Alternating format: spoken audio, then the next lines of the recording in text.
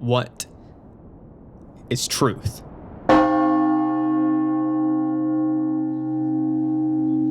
Does truth even exist? When we're talking about truth, we're talking about truth in an absolute sense. Is truth a thing? Does it have an essence? Does it have an existence? Whether knowingly or unknowingly, this question is at the root of many manifestations of the spirit of the age. While social degeneracy rapidly becomes the new normal, meaninglessness permeates the attitude of the youth, and what were thought of as basic truths get called into question. A primary symptom of the skepticism to truth, known as nihilism, is showing itself as people are getting quickly and brutally murdered in front of our faces, with death reluctantly being forced to the top of many young people's minds. The temporariness of life seems more apparent than ever. Where is the meaning in life? For ultimate meaning to exist, truth must be presupposed. For if truth, the building block of reality, doesn't actually exist, then meaning is something made up in the mind. Meaning is limited to the finite. Yet clearly this does not satisfy the human desire for ultimate meaning. We have found within ourselves a desire in which nothing in this world can fulfill. Though clearly we rely on truth. In fact, even to deny truth, one must assume its existence for just a moment. There is no objective truth is, in itself, a truth claim.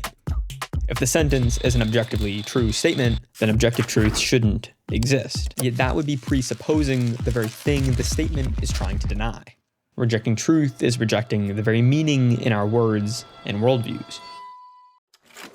The substance of truth is necessary for us to do science and mathematics or philosophy to correspond to reality, and for any meaning, even in the words we speak, to exist. This begs the question: what could possibly be the source of an intangible substance that is the foundation for existence itself? A new idea began to enter my awareness.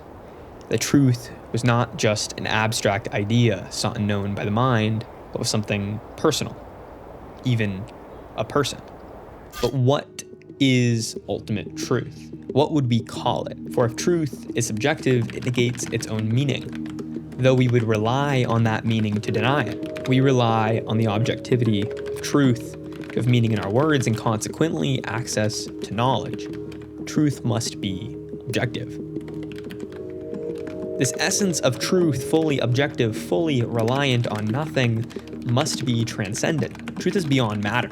When we make truth claims, we are not engaging with the material. We are engaging with words and the conceptual. If truth is objective, independent material reality, it follows it was not created by matter. For sticks and stones cannot create that which is the substance of concepts. For truth to be fully objective, it presupposes that truth is something we can actually participate in, not something we create or must construct. It cannot be merely abstract, but must be that which can be plainly corresponded with. Truth must be personal. Truth that is not personal would be reason without intention, not being truly objective, but only a subjective, projected description.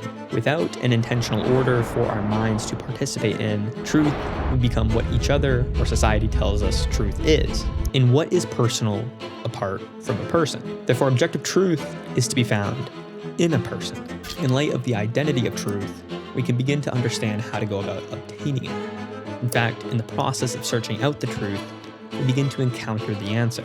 In the same fashion that truth is not able to be known simply by sense data, but is transcendent, one must look up to he who is transcendent to fulfill this otherworldly desire for truth. In the Gospel of St. John, our Lord identifies himself as truth itself, saying that he is the way, the truth, and the life. In light of this, we begin to see the true scope of nihilism.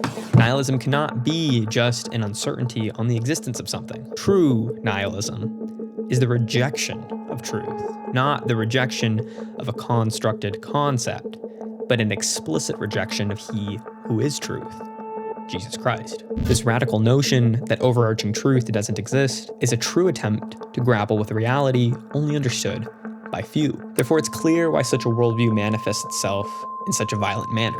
One who rejects truth rejects meaning. Therefore, one who actively rejects any meaning fills that void with the facing towards nothingness.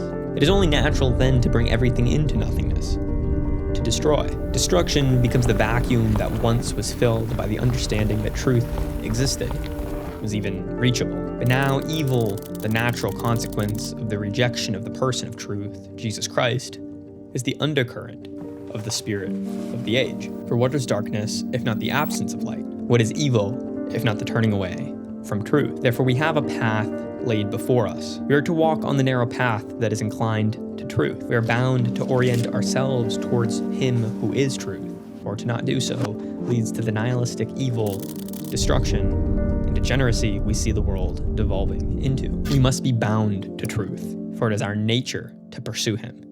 Any alternative leads to chaos. For those genuinely seeking, the existence of a truth is evident, in fact, even necessary. Truth would be necessary to deny truth, and one cannot rely on something to deny its existence without a dissonance within. So let us walk in a manner worthy of the calling with which we have been called. Let us pursue Jesus Christ, so as to conquer the evil of the world by His goodness. Let us seek truth.